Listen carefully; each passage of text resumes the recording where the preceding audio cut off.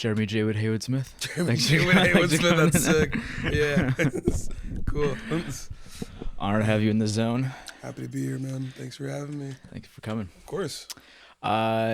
Great show last night. Oh, thank you. Shit, I didn't know you were there. Yeah. Oh, fuck. I guess it wasn't the full JayWood experience, Yeah. but it was fun that you had what's your boy there? Brett. Yeah, Brett. Yeah, he plays keys with me. Yeah. It's just I wanted to do something weird and different after like touring a bunch this year. I was like, I want to try this out and see how it feels, and it was a fun time. That's cool. Yeah. Well, at first I thought it was because like the whole band couldn't make it, but then the other half was on for Lev Snow. That's exactly I was like, man, you're already playing with Lev. Can use this as a cool time to like try something different and weird. So it ended up working out. Yeah, everyone sounded really good. I love how he was aggressively hitting the drops. Man, I feel like his whole goal was just to just make me laugh and be as dumb as possible. Yeah. It's like that guy's so funny. He's so fucking funny. Yeah. Oh, and dude, one thing I'm stealing for sure is the sound check. Do you have your passport? You be careful with that one, man. You gotta be careful with that one. He's on some goonery, man. It's evil shit he's playing. But yeah, it's a good way to check the mic for sure. Yeah. Because you always you want to sing, but I always feel weird singing like an actual song. That's like a good meme, not real song. It's true. It's like the ones that know will find it entertainment. I mean, it's more funny than it is a problem at this point, honestly. Yeah. Is that a real signature? That is. That's crazy. That's the man, Scorsese. Damn. Yeah. For the people that can't see, I'm looking at a picture of Martin Scorsese holding an Oscar, and there's a signature. It's crazy. Damn, how'd you get that? My dad got it for me for my birthday. That's a good gift. That's pretty cool, man. It's very sick. And speaking of signatures, before I forget, I would love you to sign my Leo Negro I got you, album. man, for sure, for real. Man. It is cozy down here. Word. Oh, got you. Hell yeah. That's a very tasteful segue. Very tasteful. I try. Oh man, you're in your podcast bag now. Yeah. Which this album, by the way, the actual vinyl is like gorgeous. Oh, very well packaged. Thank you, man. And everything. Who'd you do this through? Like, how'd you get it done? So it was pretty much through Patrick Fernandez at the label at Capture Tracks. Him and I went back and forth for months, just like getting it all pretty. I was like very detail oriented on this record. I was like, I want it to look like this. I want these colors. I want these fonts. Yeah. And we just went back and forth. And that guy is such a genius. He's so good at what he does. I just had like a nice palette of things to choose from, and we were just building it up. And it came out really great. I was like, only colors that are on the record should be the record color, so it's not too detached from the record. Yeah. So it worked out really nice. Yeah, the icy blue as the vinyl. 100%. You got it on the carpet, the shirt, the phone. So it's like, it's got to be on there. And who are all these lads? I know you had names for them. I mean, so there's me, there's Jeremy, and Jeremy. That's all. It's all me. It's like, I feel like the names for them, what is it like? I wrote them down. Oh, you did? Shit, okay, let's hear it. You got Leroy. Leroy, that's where the fuck? He's somewhere on there. No, he's not even on here. Oh. Leroy's not here. We got some bonus. He's a bonus guy. Because I saw you only had 7 names, but there's 8 on here. Yep. But one guy's looking off in the corner. Don't know who that is. That's the fun and games of it all, man. That's the story building of it all. Who else we got? We got Tyson Glow. Tyson Glow. Where's Tyson Glow? I actually don't think he's on here either. That's the real. Like, I know them. He's not on there. Who else? Janko Riley. Janko Riley right here. He's swagged out. Yeah, straight up.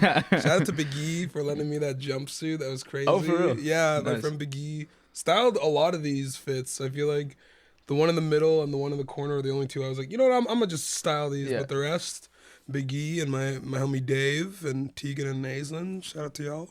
Thank you for the help. Nice. Yeah. We got Jerome.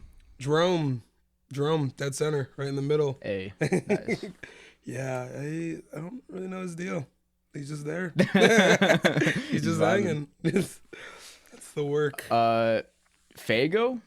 Oh, Domingo? Fuego Domingo. Fuego. Homie in the back right there with the glasses and the camo. Fuego Domingo. I have no, like, I feel like that's just like Gen Z coded person, influencer, poster, gotta be on that IG, that type of shit. Yeah. Ivan Jones. Ivan Jones right there in the corner with the tea and the book. Nice. Meditated. Yeah. Damn. And Uncle Arnold was the last one. Complaining on the phone right there. Okay. Yeah, crashing out. Crashing out. He's crashing out. He's having a time, man. That's like the old head in me. I'm trying to be less Uncle Arnold and more Ivan, I think. Yeah. And that's literally the concept of the record. It's just identity crisis. Yeah. And on wax, man. That's what it is. And so who do you think, like who are you identifying with the most these days? Yeah. Probably homie in the corner. Looking in the just corner. Looking in the corner. I'm like, I don't want to like face myself right now. I just want to avoid it. But I feel like I'm working towards not having a bunch of different scatterbrained versions of myself and just being centered and just one, trying to find the wholeness rather than right. And that's Leo Negro. And that's literally the whole concept of the record. Trying to center. That's a mission. Yeah, that's a lifelong whole life mission goal. for You got it, man. Everyone, really. Seriously. Yeah. What about you? What's the music journey been like for you? I feel like you've popped up in the scene. You got. Band's going. We're working on a EP right now. Congrats. We were working on an album, and then we're like, we're a little too ambitious with the album. We're just gonna drop the EP. Baby steps. But yeah. This pod has been taking most of my attention. I've been loving it. That's kind of sick. I mean, it's nice to have like podcasts like this in Winnipeg. I feel like there's a lot of like just talking about music shit, but like having like a shoot the shit podcast, important, very important stuff. Especially in such a chill spot. It's very cozy down here. Word, yeah. Yeah, man. And I'm starting to get more touring acts now too. I'm doing cool. Next month is gonna be a big one because there's like the Wind Eruption happening, so a few of those acts are doing it, and getting a few doing festival. Nice. And it's growing. Hey, good for you, dude. Congratulations. That's awesome. Man. I mean, happy to be here before it takes off and becomes big, insane, huge thing, man. Hell yeah. Yeah, dude. Let's go here. You just were on tour. You had a couple legs. Yeah. Just on tour. How was it? It was fun. Yeah, it was really cool. Just finished the run with a band called Catbite, and they're like it was like saying it's like ska meets like Paramore. It was like very fun. They have so much energy, super sweet folks. We played in some like really cool spots I've never been to before. And yeah, it was a nice short, like week and a half, 2 week run. And that was really fun. It was nice to be away from winter. And just like everywhere we stopped was just like t-shirt weather. I was like, oh, this is perfect. But it really did kind of make for a really disorienting holiday season. Like coming back and being like, oh, right, it's Christmas. Yeah. It's like I've not seen snow in like 2 weeks. Yeah. First time ever having that. But that was the last run.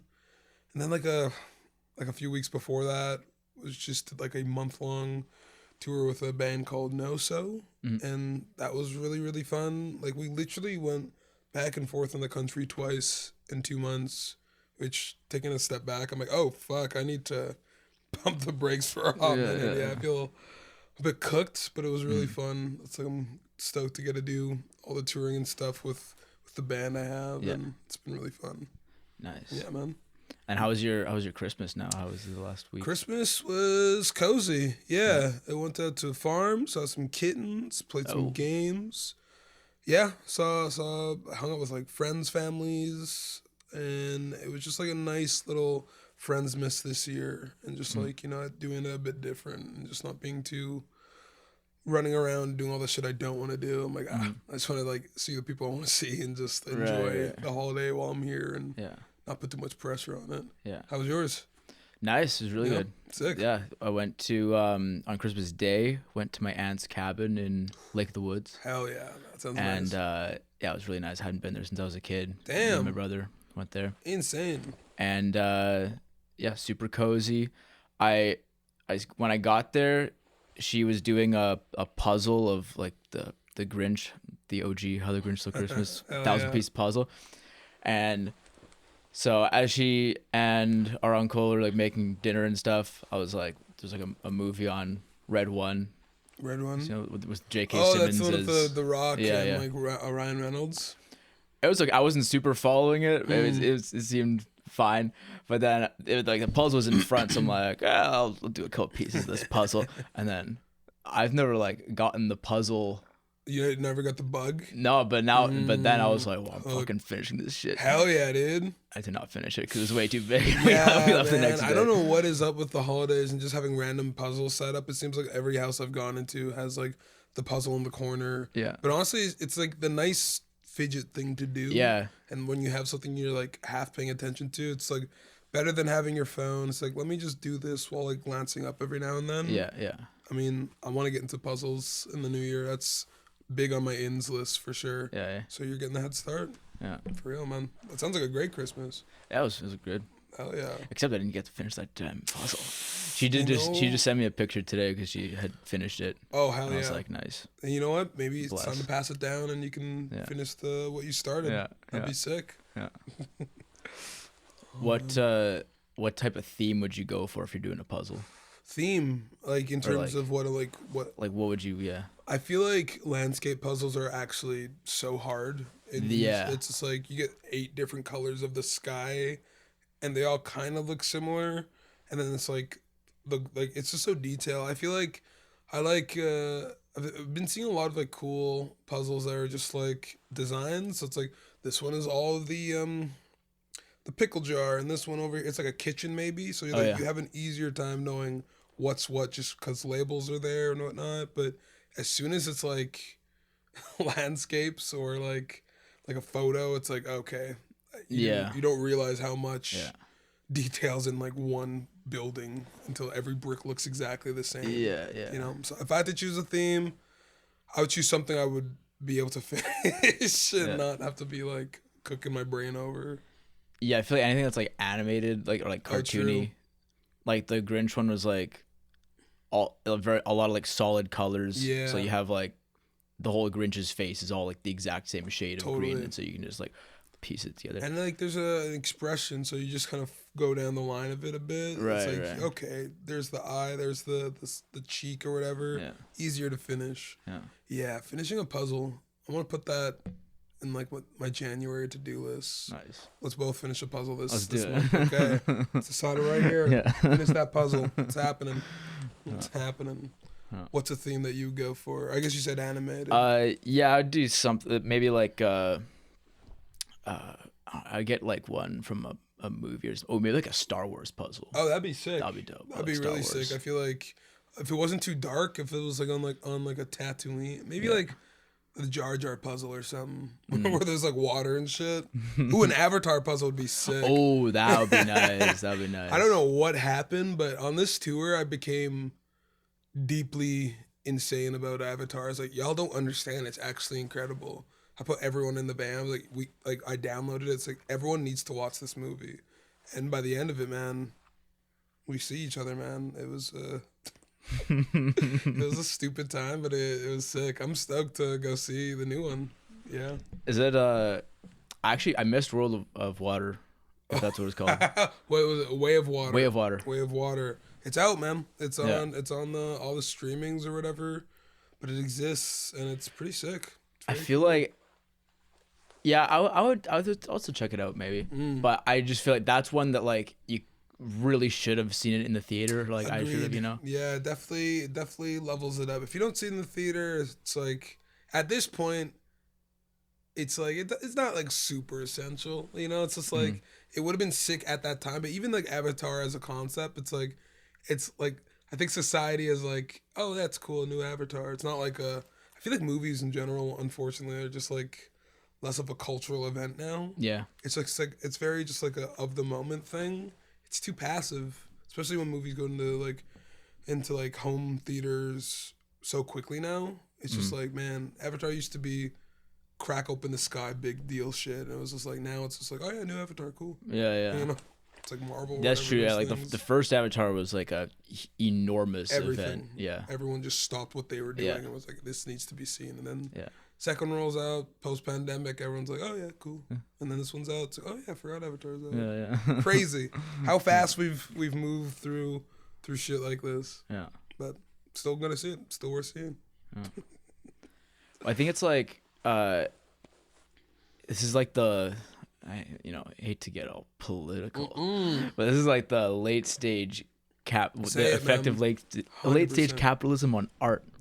Is that you have all of like the big movies cost a shit ton of money and they need to be seen by a shit ton of people to make up for the money.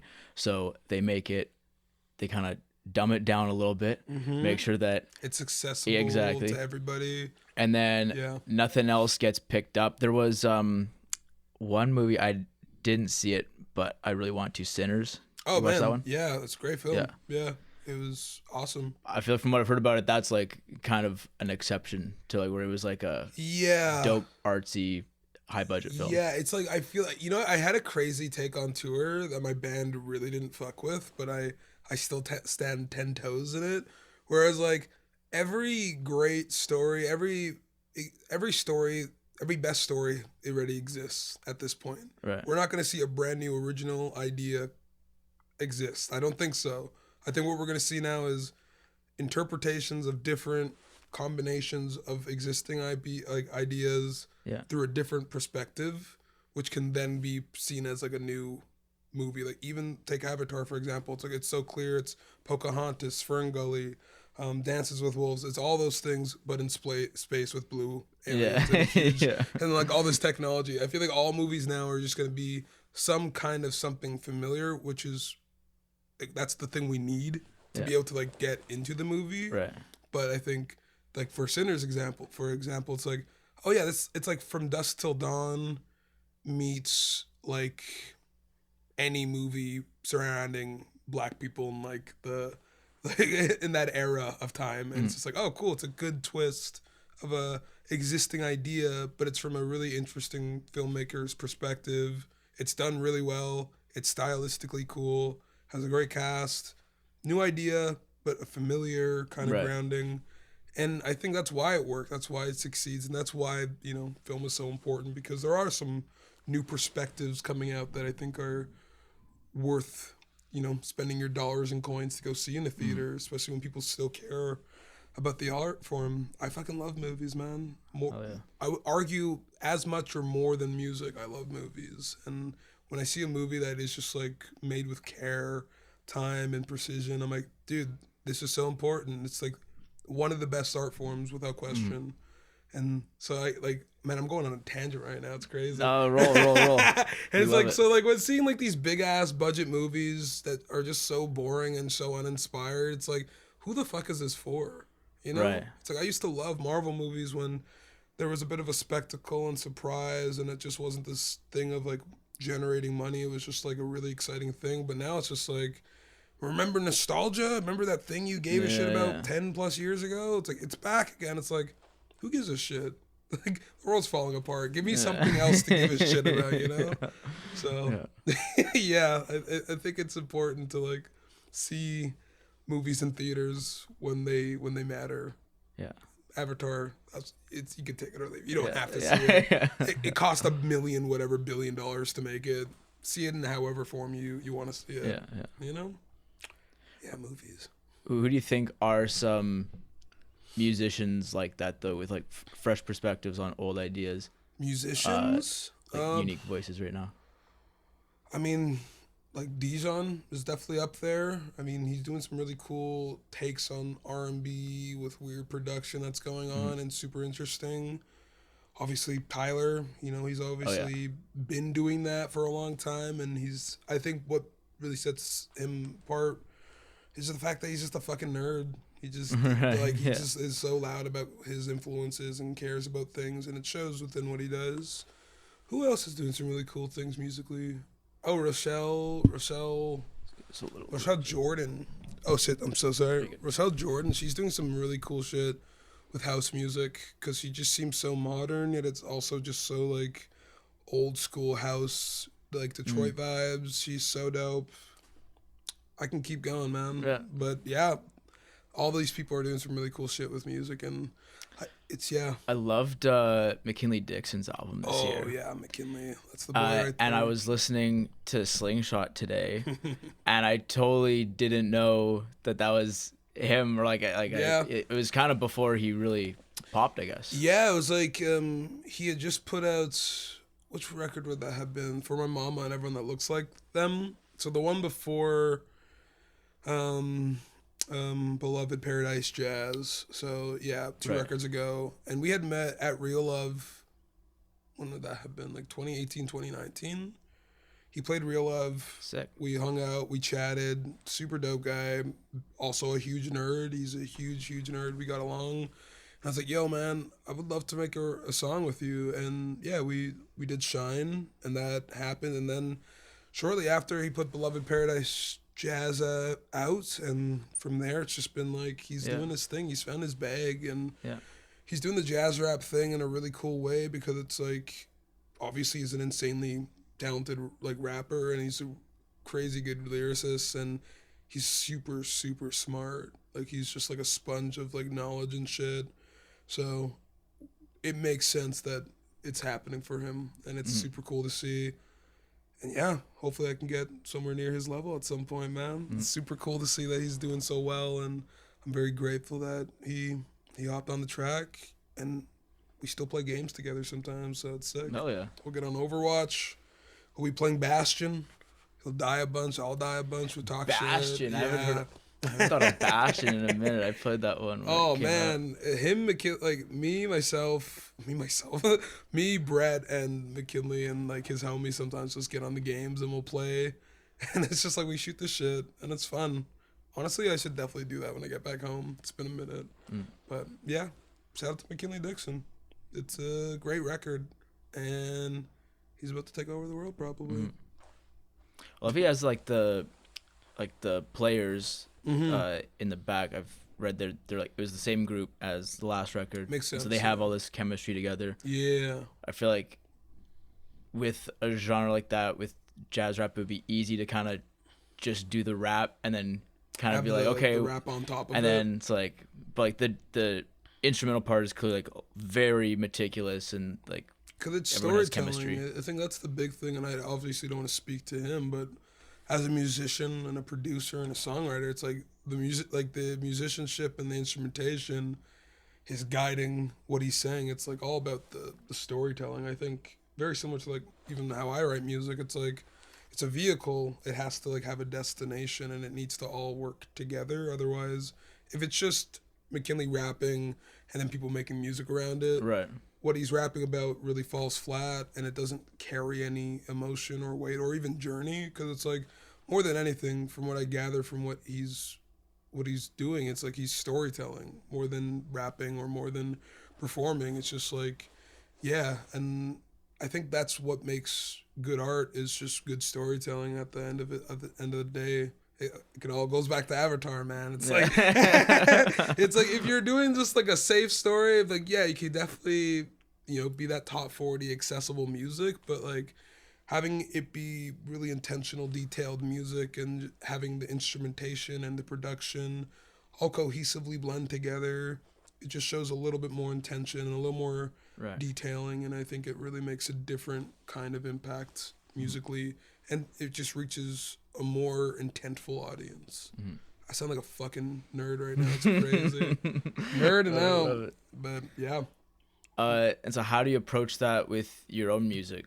I feel like I work very deep in the idea of concepts. I think I'm sometimes too nerdy with concepts, to the fact where I'm like this record is like, all the records I put out are being like concept records or like narrative records where in my brain it's like, oh yeah, this because this, these like it needs to move in this way, otherwise that will make sense here, callbacks within the record. It's all about just world building and giving people an experience to kind of live with and have their experience with. And I think, yeah, that's how I've tried to approach it.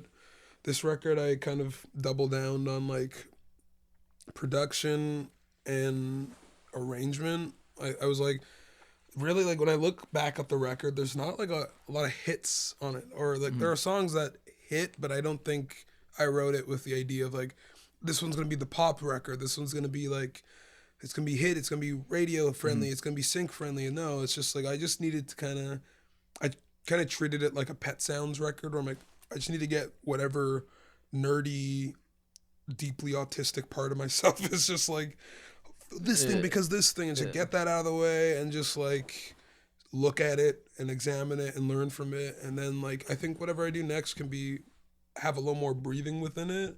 This one feels like a lot of ideas next to each other, so much so where it bleeds into different mediums, like having a very visual album cover. I think I doubled down on like the marketing side of it too, just like making sure the music videos felt semi-consistent and like the photography, it's like making it as cohesive as possible. Even the font usage, I've only used that font throughout the whole record campaign for however long that exists. I've only used the same font, been doing like the same kind of everything just to keep it within a form. So I think, yeah, as soon as it stops just being music, I think is when it's becoming, that's how I approach music now. It's just like when it's not just the songs, it's about the whole thing. It's about the world around it. Yeah. And yeah, that's how I try to move now. And this one is like, there's, like you're saying, there's so many little things close together, like little interludes and things that like, it feels more like an album experience than like radio singles. I think if there is one, it's probably Assumptions. Oh yeah. But that one too has like a more low-key outro and like a little mid-bridge passage thing that like brings it down for radio friendliness, but in the context of the record makes sense. Totally. It's like, when I wrote that one, I was like, yeah, this is like, it's funny, like bringing all the songs to the label, they're like, all right, we got to figure out the singles. And it's like, without question, we all know it's Assumptions. You hear it, you can tell it's catchy, it's hooky. But figuring out like what makes a single is interesting, because it's like, well, length of a song, repetition of a song, it's all that stuff. I think with this record, I was like, I don't really, like, I did a lot of, there's so many singles off this record, but I only had so many singles to use it as a vehicle to make more visuals. Like, I only wanted a bunch of singles to make a bunch of music videos and to get better at that. Like, storyboarding and just, like, writing out scripts and, like, treatments and whatnot. I was like, okay, getting my reps in here for this. I'm going to have to put out a bunch of singles. I'm going to have to do a bunch of storyboards, work with people that can kind of help me do the other side of it, of like, here's what this looks like, here's why it looks like this. And yeah, this one was just like a figuring shit out record, and it's like, it's more than just the listening experience. It's like, yeah, it's just a lot scattered about on different mediums. But how do you even land on like, there's so many just like weird instrumental things from this listen, like, how do you actually come up with this? Like, how is it like a lot of just throwing stuff around and something catches your ear? It's funny, like I think it's been a while, not a while, I guess it's like I like on my last record, no, I think on like my first record, Time, a lot of the songs were me sitting down with a guitar and writing them that way. And then on Slingshot, it was starting to like do that, but also work on like a computer or whatever. And this one, it kind of was like, all right, piano is the main thing to figure out how to write songs. I still don't really know how to play piano. I can record piano, I can perform on piano, but I can't like live perform on piano. Right.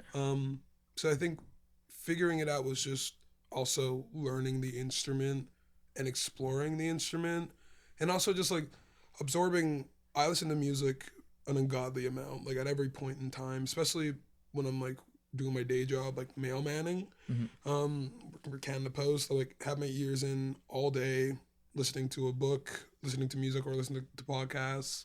There are some days I'm like, all right, today's a book day, but then the music days, I'm like going through records. I'm not doing playlists. I'm like, this record, Yeah, yeah. okay, then I'm listening to this record. And I'll listen to records multiple times before I'm like, cool, I've listened to that record. Yeah, yeah, You know yeah. what I mean? Like passive listening is not a way to really absorb it. So I think by doing that, man, I love this, man. It's a full circle moment of just like, by doing that, it is taking an existing story and doing my version of it. You know, or it's just like, oh, I heard this chord progression I really love in that song. That would be really cool going into this chord progression I love from this song. I'm really into this style of music right now. So my perspective of having this here, can kind of do this, and that's how I just write my songs. Is just absorb, and then just sit down, practice the progressions I like, and then just do my version of it, and then just try to have my sensibilities. I'm like, what would I want more of? What would I want less of? Sometimes I think within myself, I do way too much. I've become a bit of a maximalist. But it's cool to have a record, like a finished project, to like sit back and look at it, big. Oh, cool. I see what I was trying to go for. How would I do that differently next time? And that then becomes the work of, I got all that big, crazy, loony ideas out. Can't keep doing the same thing. What else can I do? What can I take from this record? Yeah. You know? How many songs did you have that didn't make it? Or like how many? I feel like I'm like rarely I'm rarely writing. No, I should rephrase. I write pretty much for accuracy as much as possible. So I'm not just like throwing a bunch of demos out.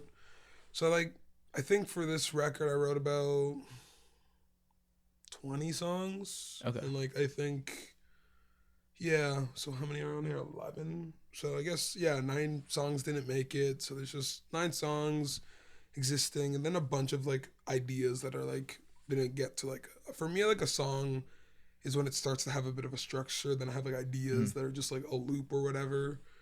So I have a bunch of those, but then I have a bunch of songs that I'm like, doesn't make sense here. It doesn't need to be there or whatever. So yeah, I feel like 20 to 30, and then just kind of put them to the side. And it was mostly just like a vibe thing or like a contextual, like doesn't make sense for it to be there. Yeah, I think that's where it becomes like the whole world building, weaving thing. It's like, what am I trying to say here? Is this song the right vehicle to say what I'm trying to do? And could it become that? And like, I can work on a song until something happens, but it's just like, as soon as I'm like forcing something, or as soon as I'm just like overthinking it, I'm like, oh, it's losing the flow of what it's supposed to be. Because as soon as it becomes too much work, I think it's like, I don't want to overwork the song. Right. Because then, yeah, it's felt as well. Yeah. And some songs just take time. Some songs I have to like step away from for a few weeks, months, and try again when I've maybe heard the right like inspiration, or if it, like, oh, I'll watch a movie that I'm like, oh, that's a cool outfit, and that, oh, that kind of works in that setting, and then becomes a whole different thing. Interesting. At what point do you ask yourself what the song is about? Probably when it's like long after it's been out. Like, very rare is it that by the end of me writing a song, I'm like, oh, that's what it's about. Like, some songs, very, very few, I'm like, oh, that's about blank, that's about blank. But other songs, I'm like, I think that's what I'm trying to say here. I don't know. I saw an interview with like John Mayer. What am I saying? I almost said Jonathan Major. So I was like, with John Mayer, and he was like talking about how he writes songs, and he like described his vocal like lyric writing as like a mouth Ouija board. Right. And I really, it's like, oh, I really like that idea, because you don't really get all of it immediately. Yeah. Sometimes you just have a paper of like a bunch of words, and you're like, what is this trying to say? Yeah. And then you have it in a song, and you're like, I don't know exactly. And sometimes people kind of make the meanings for songs. Like, even on this recent tour, I had this dude yelling at me from like the crowd. He's like, yo, like before, like what was it? Like we finished the song, and then he runs up to me mid set. He's like, yo, what's What You Do to Me about, bro? Like I just gotta know what's What You Do to Me. I'm like, bro, we're literally playing right now. He's like, yo, it's a family song, right? It's a family song. I'm like, what? Yo, let me finish this set. I'll talk to you after. So weird. And then we finished the set, and we did end with What You Do to Me. And he's like, oh, I'm so happy you played that, bro. It's a family song, right? I'm like, nah, dude, it's about depression. Like, but he had like built this whole idea of what it was. He's like, yo, how I heard it was like, you know, I got like my own family stuff, right? Like I'm here with my cousin's kid or whatever, but we ain't as close. I was like, I don't know what the fuck you're talking about. Yeah. But he had this whole attachment You're to right, the song. sir. I wrote it about your cousin's Exactly. kid. It's like your weird disjointed family. If that's how you take it, if that's what it means for you, that's sick, dude. And I'm like, I can't tell you otherwise. Yeah. You know? So sometimes people will make their own meaning around the songs, especially because I write in a semi-vague way. It's pretty open-ended. I think I don't always... I objectify things that aren't people, and I try to humanize. I like conversation-based lyrics where it's a back and forth, because that's usually how I interact with people, or hope to. And trying to now write music as an observer rather than just like a lived thing. And that'll probably make it less about being super personal. Right. If that makes any sense. Do you think you like purposely try to like keep yourself out of it in that sense sometimes? I feel like this record specifically, I was like, let me put myself fully in it. Right. Yeah, I'm just like, let me just like actually like lock myself in a room and just like sit with myself. Exactly. Lock myself in a room, sit with myself.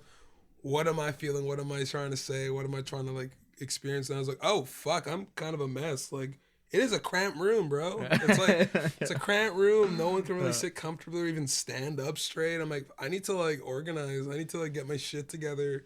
That's cool to like have a record where it is a bit more personal and a higher concept, because it's like, well, now I don't have to be like so. If I was writing music in maybe a more surface level, super accessible while talking about myself, it would feel maybe too vulnerable.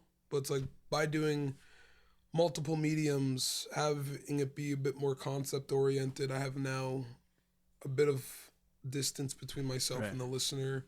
And anyone, I even posted about, it's like anyone that is deep listening to this record, maybe having a second listen, maybe watching some videos and like doing the little breadcrumbing that's been established. Like there's so much already existing. There is like a lot of reward to like see what these like my records are about, but this one specifically is just like, yeah, like that thing connects to this thing, it references this thing. It's like it's all an existing thing. Like I really wanted to make a short film for this record. I even scripted a whole thing, 3-page script, and I was like, man, I really want to do that. I tried to do that on Slingshot too. Had a 15-page script of the whole record, and I really wanted to make a short film. And then I got pretty far in it too. I was like working with a producer, I was working with like some filmmakers, and I was like scouting, and I was like, oh fuck, I might make a movie. And I was like, funding. It's always funding. It's always funding. Yeah. Especially for film. It's like, as a musician, I've kind of done a lot of establishment in that realm, and people are like, oh, you're a music guy. It's like, hey, I'm not just music guy. I would love to, direct a movie someday, or direct a skit, or like, shoot something short form to start developing that side of my resume. But people don't want to fund an idea. They want to fund like a sure thing. It's like, I get it. But it's like, fuck, I hate being boxed in. So anyone watching that wants to give give me a filmmaking shot, please. Yeah. I write, I act, and I would love to do that as way more. And I think music videos was the best way I could do it, because labels helping, so it makes life way easier. What would have been the plot line for this one? It's like a 12 Angry Men meets it's 12 Angry Men more than anything. It's just like, I watched that movie like 3 times and like took a bunch of notes. I was like, how do you make an interesting movie in one room? How do you like this is literally just 12 guys trying to come to a mutual agreement And I was like, sick. That's literally what this record is. It's like, yeah, that's true. Yeah, it's like a bunch of different versions of myself trying to make a mutual, like, what are we doing? What do we want to do? Like, in life, in music, in narrative, whatever it is. And yeah, it would have been like a 12 Angry Men meets like Being John Malkovich, which I've not seen yet, but I've read about. I need to watch that movie. But it's just like a bit more cerebral, funny, a bit unhinged, short form, so it'd be like about 3 to 5 minutes, and it kind of just progressed to like, all right, all these different, like, it would show the personality of each version of myself, and then it would try like show the conflict of like, what is the goal that we're all trying to achieve, here's the reward for getting that goal, and it ends on a question mark, which leads to the record of like, let's play it out and see how it goes type thing. So yeah, it exists in my head in very vivid detail, but it would be, I can even just send you the script, man. You can read it. Oh, hell yeah. Yeah, I love that. Yeah. For sure. No, yeah. I maybe if I put it more into the world, I can actually make it. Once again, I would love to make that short. So, fuck yeah. 12 Angry Men. I'll make an insanely low budget version of it myself. Don't. If you steal my idea, I swear to fuck, man, that's crazy. Well, no, I mean, you'll be credited as the writer, of course. Man, I want to do that shit myself, bro. That's crazy. Maybe I won't send this script, man. I'll hold off. Yeah. But yeah, it'd be cool to make more shit like that. Well, I was thinking, like, because it would be starring you and you. Yeah, so like the idea, because I spent like a few months testing, filming, like cloning myself. I even have a whole music video of that. Like, I worked with Stacey Lee in Montreal, where it was like, all right, this is like this, how could this look? What could this look? It's for my song Pistachios. Right. The music video is just me in a room with a bunch of other me's. I'm like, okay, this isn't impossible. If I was to shoot a bunch of me's in a room, semi-interacting, how would that look? How could that be done?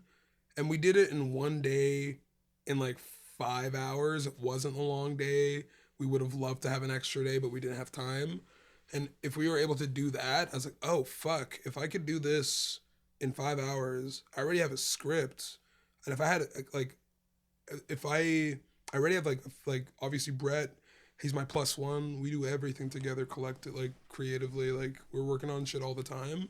But, like, I was like, oh, shit. So if I work with, like, a good videographer, we set it up, we just need one room, it could be possible. And it could be a very, very easy concept, and it could be really fun in the edit, and we could do it in a really cool way. That isn't just, I think it would be a lot of fun, and a fun challenge to have as well. Just like, all I need is like the room, the video, like the crew, and that's it. I think we just run. And the nice thing of it just being myself is like, it would give me a chance to get back into acting. I miss acting. I haven't done it in a long time. I was a film kid for years. And it would also be a fun way to just like, a fun but also financially feasible way to not have to hire actors and not to have to bring more people into the mix. Too many cooks, I think it can then change what it's about. And I definitely ran the idea of just like, what if I just cast a bunch of different people? But it's like, then it kind of loses its potency, right? It's like not meant to be that. It's meant to be this thing. Yeah.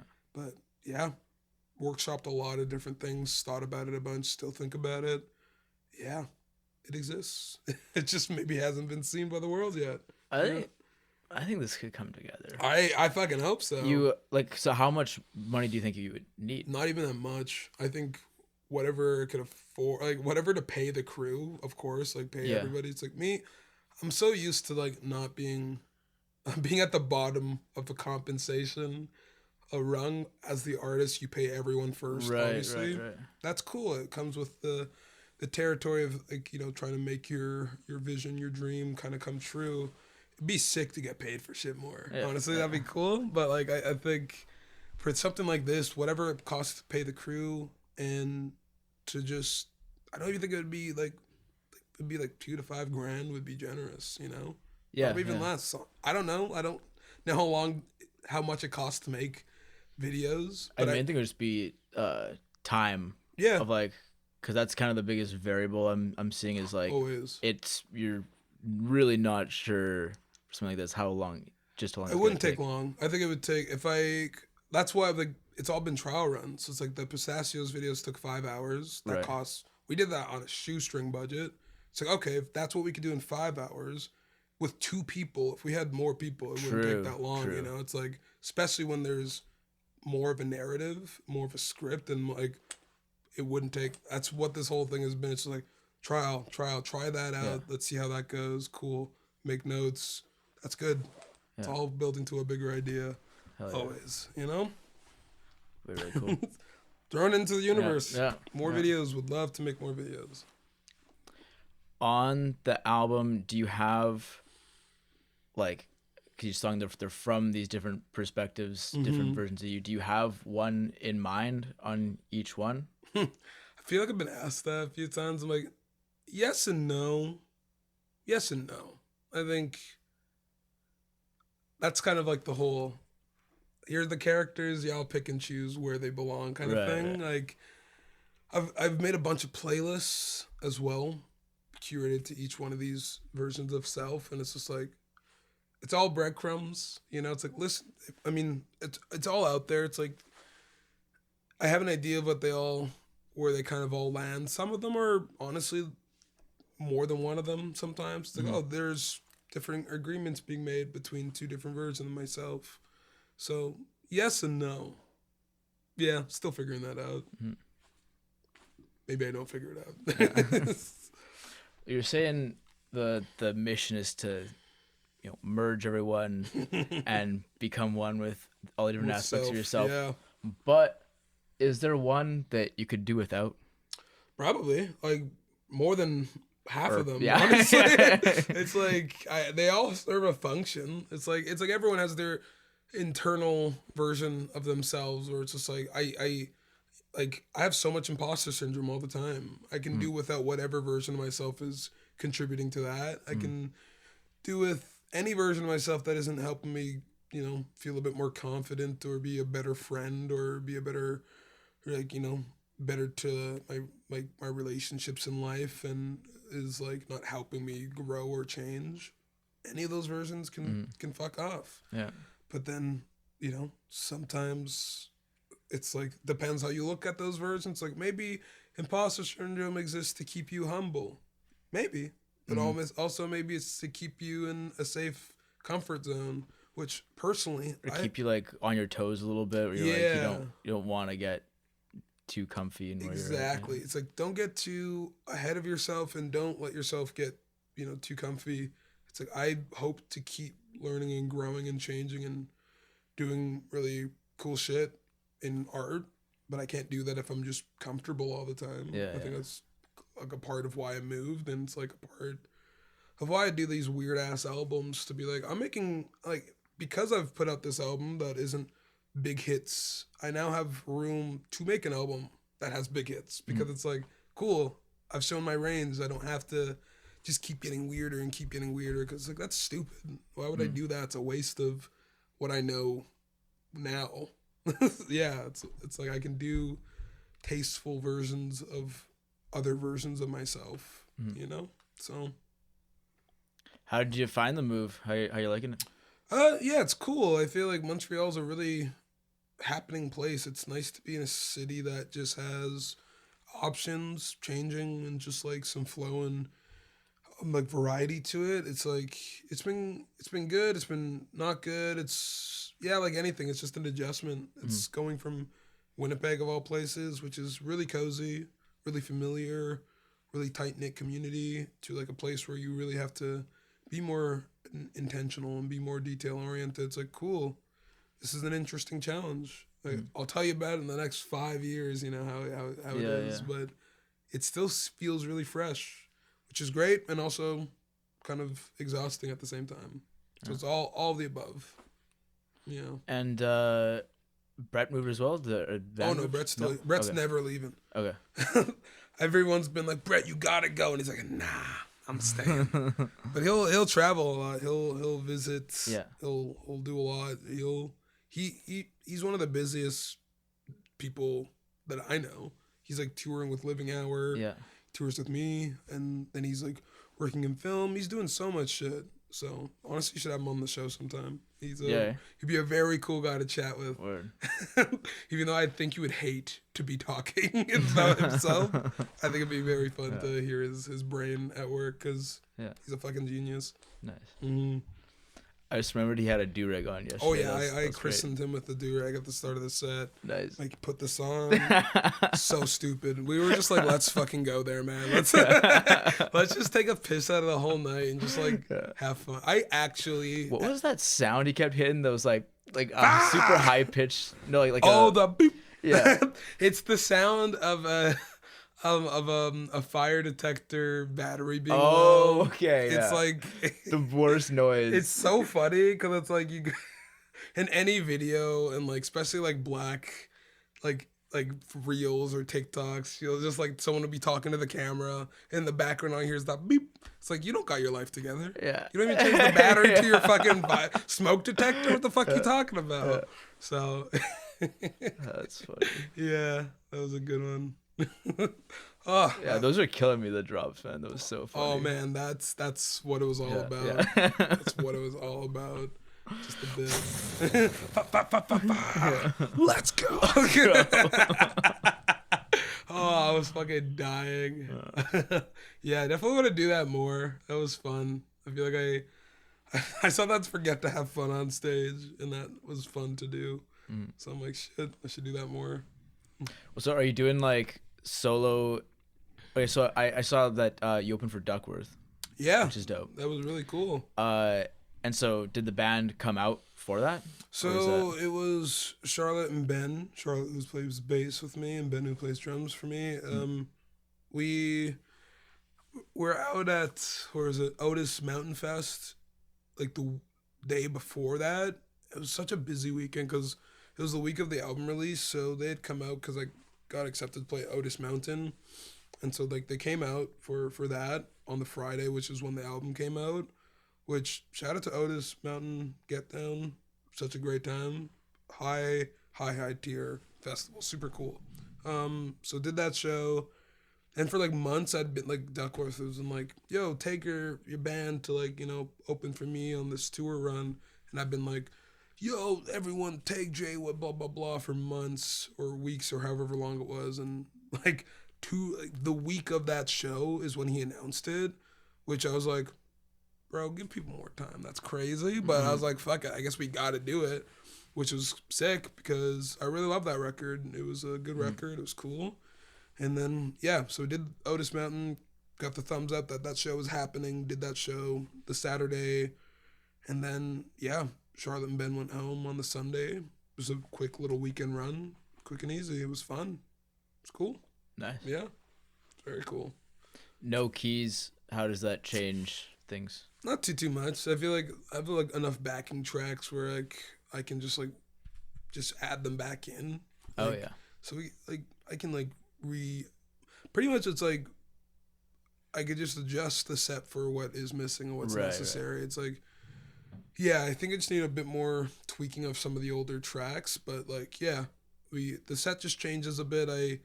Every time I take a step back and just look at the amount of songs we have performed as a band, but also songs that I can just be like, oh, let's do that one. It makes life way easier. Just be like, oh, no keys, that, I have that thing, and then, build it up that way. You ever do them like just completely solo? Hell no. Hate solo. Yeah. It's so dumb. I think for me, what I do, I don't like doing the acoustic thing. It's just me, or at least on this for this record, it doesn't make sense to do. Oh no. I was thinking more like you just play the tracks and then. Yeah, I used to do that I used to do that in like 2018, 2019 when I was just starting, and before I had a band really, I would do me with my laptop and my guitar, and like there's videos of it online. Like I did one way back in the day for, I forget what it is. Forget what it is. Is it Mom's House or something? Anyway, I did a performance that way, and I used to do that pretty regularly. Like they would do that at Man, I can't remember shit. I can't remember shit. It's been a while now. But yeah, I would do that before. But now I'm like, I've been DJing more. I think the solo performance is now just me doing a DJ set. That way I don't even have to like do my own songs. I could just do a completely different solo performance and then have JayWood be JayWood. Okay. Mm-hmm. So that's mainly what you're. Cause I was wondering, like, with the band not being out there, what's kind of like the main career advantage to being in Montreal? Career advantage, honestly, is just meeting people. It's just like, I hate the idea of like networking as like a lifestyle, but it's like, I don't know, I've met like some really great people in Montreal, just like getting to know people and hanging with friends and just like, yeah, it's more just life. It's more just like, oh, sick, I gotta like hang with my friends. Some of them also do music, some of them do photography or film or acting or comedy, and it's like sick. I'm just meeting other creatives and people and joining into their thing, and then sometimes we talk about our dreams or goals, and sometimes we just do stupid shit, get food or whatever. So, and the advantage is being able to see bigger shows and bigger productions. Yeah, that's like, big. You know, it's cool to see local shows, and I definitely should do that more in Montreal, but it's also sick to see artists and bands that make, oh, I've listened to your record, I've watched your KEXP performance, I've watched your YouTubes or listened to your interviews, and now here you are performing these songs that I'm already familiar with. That's a whole different kind of thing. Yeah. It's also just like, I want to be doing that. I want to be whatever the next tier is. And the next tier, I kind of want to aim for that. Keeps you inspired. Exactly. So I think the inspiration and the community building and being in a position of like meeting people, because unfortunately people don't tour through Winnipeg as much as we would all like. But when and if that happens, it's really sick. Everyone gets super excited to like Winter Eruption's going to be a really exciting time. It's going to get everyone out of their house for the winter. But like having that be kind of just like a regular part of a city is pretty exciting. It's pretty I need like a whole show fund now, because like every other week I'm like, fuck, they're coming here, I want to go see that show. Right. Yeah. But it's cool to just be in a position of maybe meeting people and kind of having that connection of being closer to the happening thing and staying inspired. Yeah. Awesome. Yeah, man. Let's go. We got a question from Instagram. Oh, I feel like we basically kind of covered it. An IG question. It's from my good friend Alec, who has joined me at your show several times, and you actually gave him the mic one time. I give him the mic? You gave him the mic on Just Saying to say Just Saying. Jesus. It was like 2 years ago. And then cool. you said some shit about he looked like Jesse Eisenberg. And then that was it. Yeah. I don't remember this. That's so funny. Jesse Eisenberg looking guy. Yeah. Shout out to Alec, man. Okay. Damn. First of all, he says a fire album and love the attention to detail on the vinyl. Thank you, homie. And what influenced you to take a more sound collage / hip hop oriented approach to your new record? I feel like hip hop as a genre is so rooted in storytelling and so rooted in like medium play that I'm like, I want to do that for myself. Like I want to say like even like 90s hip hop records, they have skits in their albums. They have like full just stupid them just like having fun on the record. Their music videos have their homies in it. They're shouting out their cities. They're bringing their real life into like this thing that they're building, and I think that's so sick. It's like top 40 music absolutely does not do that. It's just like blanket bullshit. So much distance between you and the performer. Even in their live setting, it's like, here's the stage, they're the fuck you are type thing. Whereas like old hip hop vibes were just like stage is sometimes matched with the ground, and it's like you're right next to them, and it's like I'm trying to build a community of people. Like I move through music not knowing if I have fans ever. Like, do people even listen to my music? And then I meet people that are like, I listen to your music and I like it. And I'm like, I've really actively stopped being like, really? That used to be my first response. Oh, yeah. It's just like, really? Yeah. You listen to that? Oh, cool. Thanks. You listen to that. It's just like, stop doing that and just say thank you. So I think that was it. Just the spirit of hip hop and the ethos of it is just, that's part of my culture. It's part of my roots, and it's part of what's kept me inspired in music. Is just hip hop is so punk rock. It's punk rock for Negroes, man. It's just like it's all about just what you want to do, how you do it. You have an attitude about it. You can be a weirdo. You can be funny. You can be crass. You can be whatever, and it's your thing. And people fuck with it. Cool. If they don't, who gives a shit? It's like that's kind of what I wanted to make my version of that. Like make it stupid, make it funny, make it kind of sad, make it kind of beautiful, make it kind of hard as fuck, and like have that all be the experience of it because it just makes it more interesting. And I also just think it's more conducive to who I actually am as a person. I'm not just like this like here's the funk record and it's all just funk songs all the way through. It's like no, I'm into this, but I'm also referencing this. This thing is for the people that listen to this kind of music, but I'm not actively thinking about that. It's all just like what's interesting to me and just dumping it. So, yeah. I think this does sound like the most, I guess, as cheesy as to say, it feels like you found your voice on this one. Damn. Especially like cool. It sounds like this is kind of what it's been leading to. Yeah. And it feels like you in a lot of ways. I think this is now me going down the direction that feels right for if and when I start making new music and just like, all right, what does that look like? What does that sound like? What did this record teach me? And what do I keep wanting to explore more of? I am always still thinking, like, what is my style? What is my goal for this thing? Which is cool. I think it means there's still work to be done. So, yeah, hopefully you found it on this one. I know you're a fan of rock music. Love and rock like music. Nirvana and stuff. Love. Is that angle you would dip more into? 100%. I would love to make a rock album. It's just a matter of like when that makes sense and how that's done. Like I mean, there's rock and rock is back. Rock is so back. Yeah, it really is. Super cool to see, and it's just like, you know what? That's dope, and there are people doing that are more close to it than probably myself. I could be an admirer of rock and like the energy of it. I could find my way to have that energy in the world that makes sense for me while letting rock still be for the rock people, Because like that's what I feel about hip hop. Yeah. Because I'm like I did rap when I was like 18, 19. Of course. And then quickly was like, this ain't me. I love the culture. I love everything. I love the 100%. art form. But I'm like, I can't do this. Like, it's fine. Man, yeah. I mean, hopefully you skip the white dread era, And we didn't hit that. God bless, man. And that way you can then just like keep it for. But also, it's like as a music lover and appreciator, you went through that journey yourself, and I'm sure your new band has crumbs and bits of like this kind of feels like hip-hop, Like, true, so like. There's different ways in how you sneak your influences in there.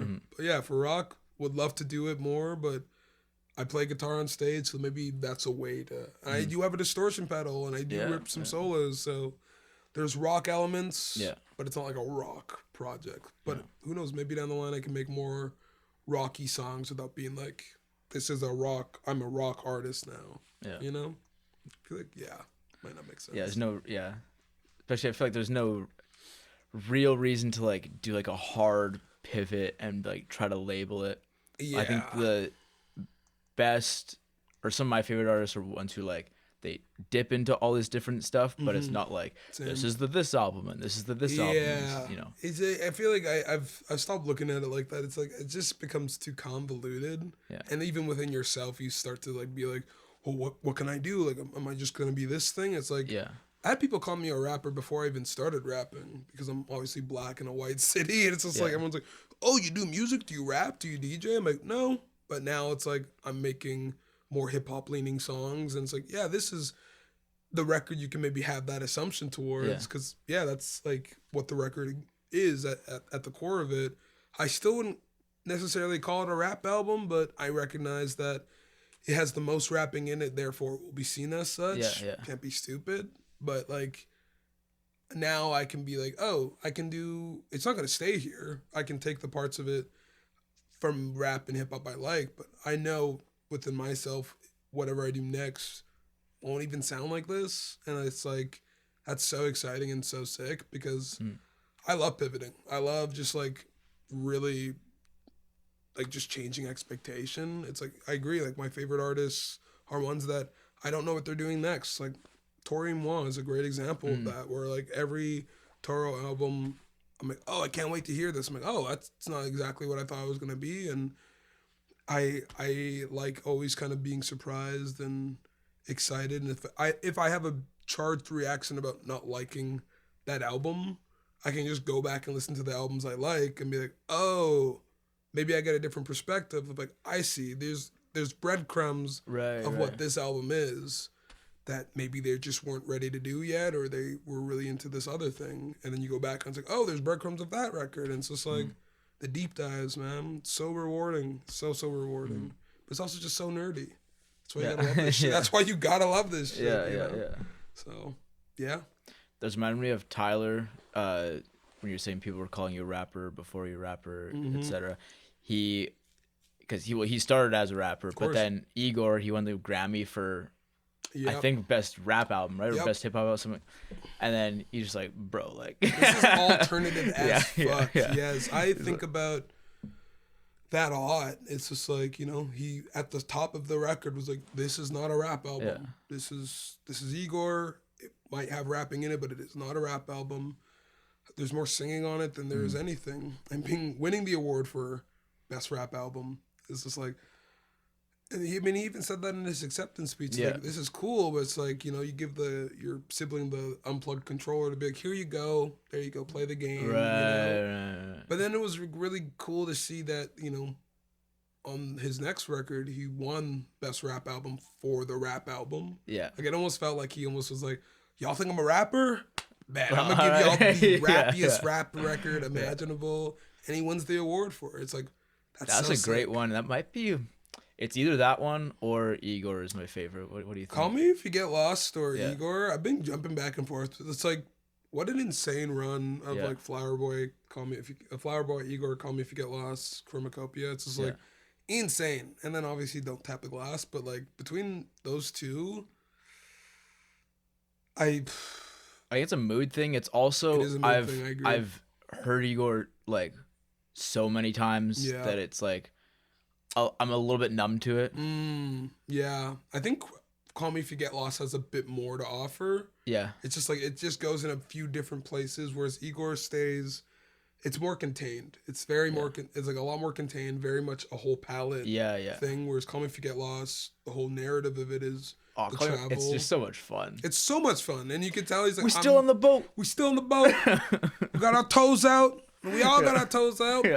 Honestly, it might give the nod to Call Me If You Get Lost just by a little bit. That was an exciting record. Oh, you covered Sweet. They cover Sweet. Yeah, that exists in the world. That was hard to do. I was like, damn, this man uses chords.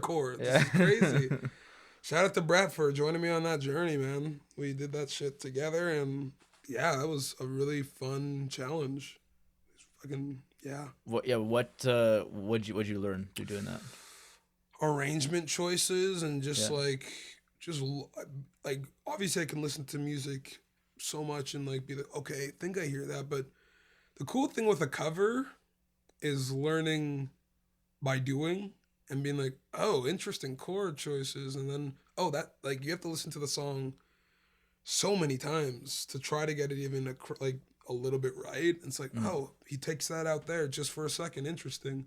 Got to make note of that. It's like getting the details right to make it not lazy. It would be so easy to just have the chords and the bass and the drums and just keep it as basic as possible. But I listen to it enough to be like, which synths is he using? Like, where can I find those patches and get them as close as possible?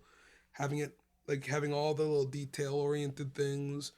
And then where can I embellish this already so full song to kind of give it a bit more of a personality and to give it my take or my feel of it. And it was a cool challenge and undertaking, but also a good lesson in like arrangement and all that.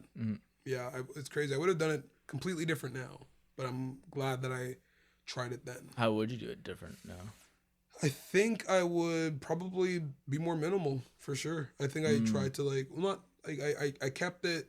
I wanted to get the details in there just to show that I was an active listener and like respectful of the song. Anytime I've done a cover, I like make sure to get all the existing elements of the cover, and then I embellish where I can. But like for that one, I was like, this is such a crazy undertaking. I'm gonna just try it, showing that I'm like I've listened to this song. I hear that thing you did there. I heard that. You know that little effect right there. Cool, did that. I know the song so much that I can now change parts of it that still makes sense. Right. If that makes any sense. Yeah.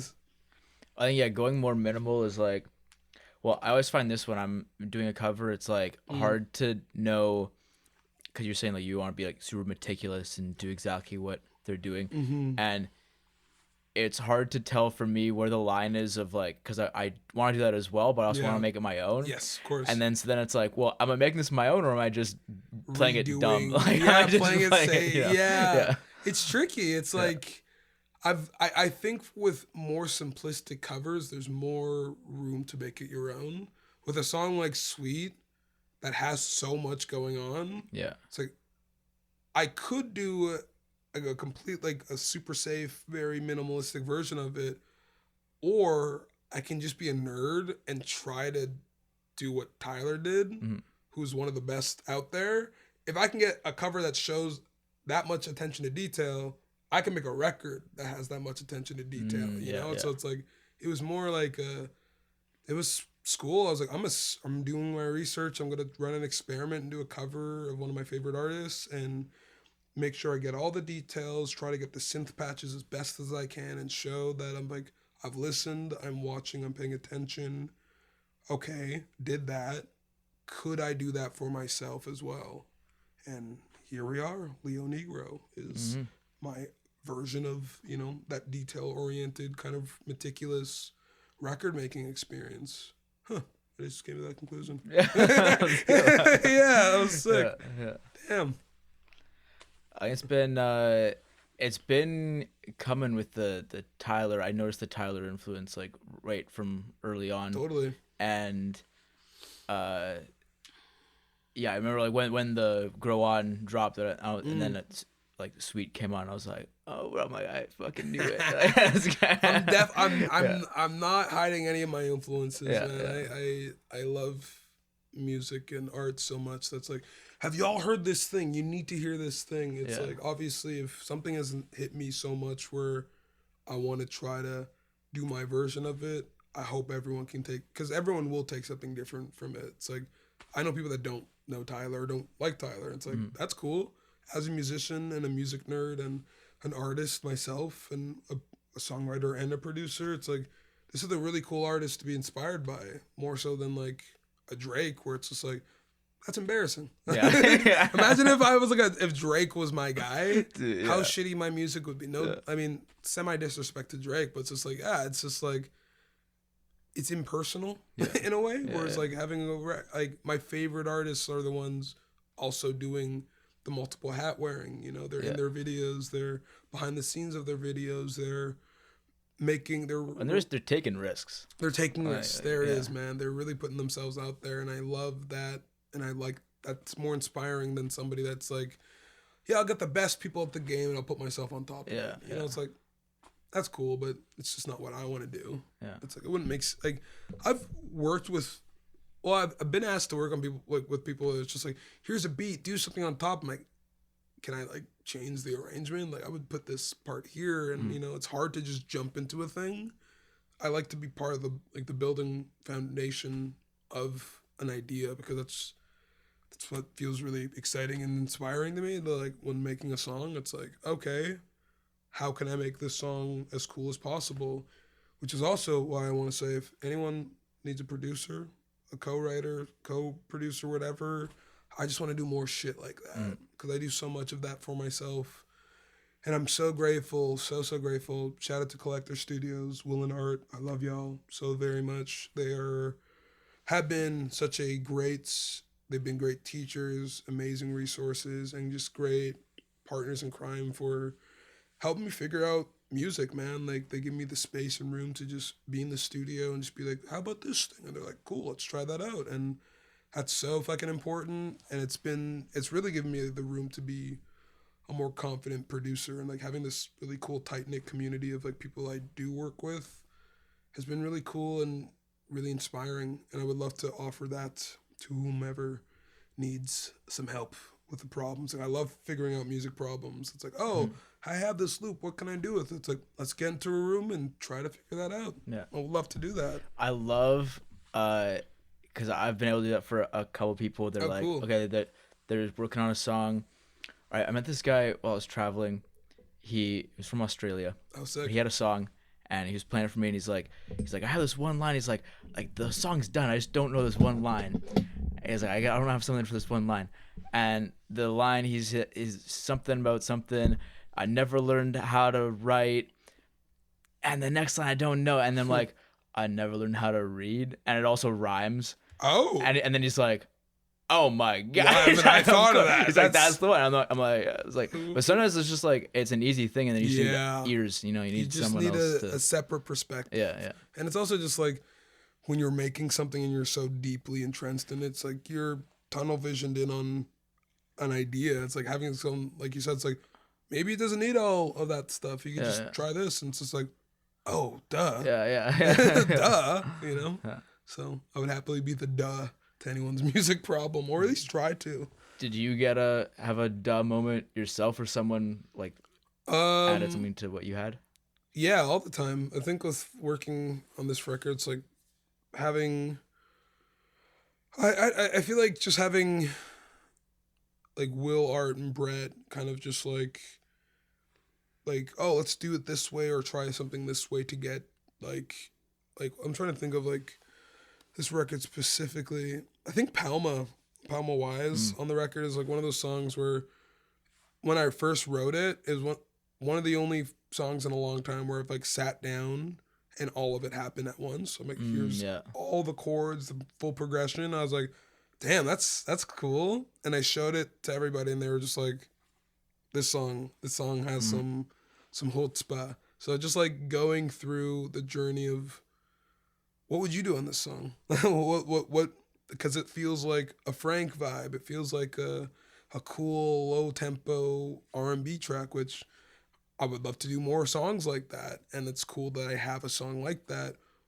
As this is music that we all kind of listen to, what's something that you do in your version of it, and just letting those ideas fly and float into the song, and just kind of like, all right, let's put that over here and then like adjust it here, and then it becomes this full.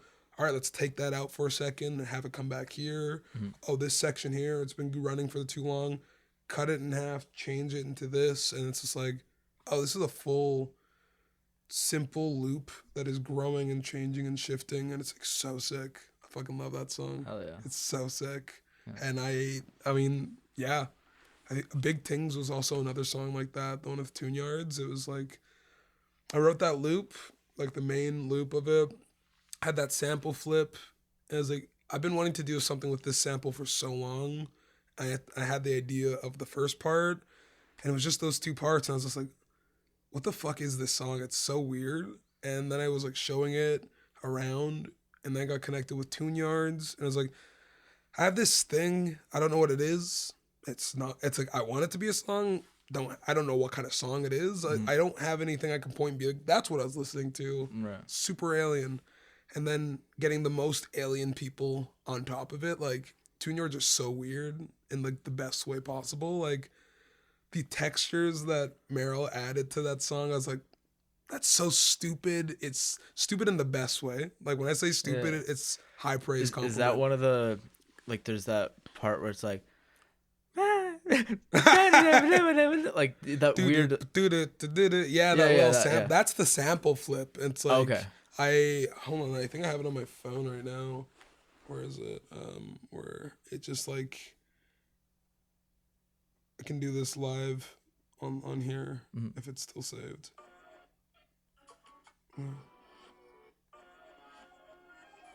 Oh, there it is. Okay. Oh yeah. What the fuck is this? So here's the song. Yeah, so it's just like a. Right, the song is "Onward and Upwards" by Gold Celeste. I love this intro so much. And I was like, when I get really nerdy, I'm like, I need to hear it from every possible angle, so I just reversed it. And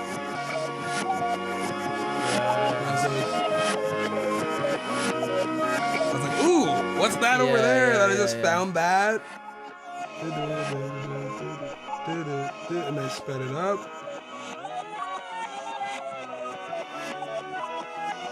Right.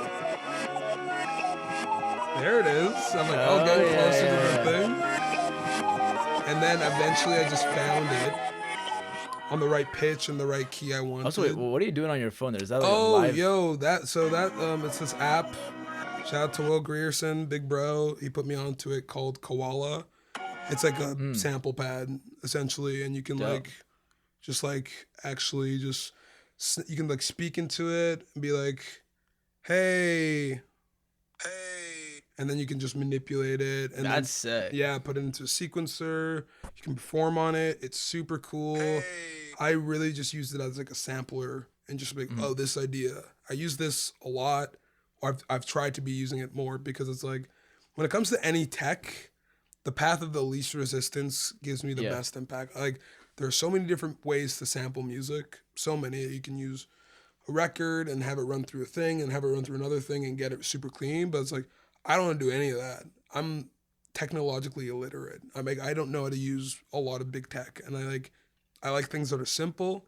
That I'm like, oh, I can screen record a song, put it in here, chop it, manipulate it, and be like, so I can do that. I could dump it into a Logic session and start working that way, rather than being like, oh, I don't know how to do this. And then I get so frustrated and so caught up in trying to do it that I just don't. Right. That. Yeah. So path of least resistance. Yeah, that's big. Biggest impact. Yeah. But yeah, I think those two are great examples of having the duh moment of having other people's ideas really inform what the song is. Because big things, I have no idea what the fuck that is. No clue what the fuck that song is. And every time I hear it, I was like, what? It's so funny. Brett's like, you could lock me in a room for like hundreds of thousands of years with like a keyboard I'd never come up with. Exactly. I'm like, cool. I don't know what that song is, and I'm grateful for every tiny bit of an idea. And it's like, everyone just dumped a bunch of ideas and it became one giant loop. And then I was like, the work on me now is just directing it. This happens here, and eventually that became the song. And I was like, damn, that's so cool. Yeah. I love music so much. Hell yeah. It's so cool. Yeah, dude. All right. I think that's a great way to end it, brother. That's awesome, man. Dude, thanks for having me. This is fun. Yeah, thanks so much for coming in. Happy to be here, honestly. Man. Before you leave real quick, guys, because been a fan of you for years. And when I started this podcast, you were one of the ones near the top where I'm like, how long till we get JayWood in this bitch? Literally shoot me a message. Yeah. And so then, because I was literally thinking when I started, I'm like, it's probably gonna take like a year of me doing this until I'm at like being able to get JayWood on the show level.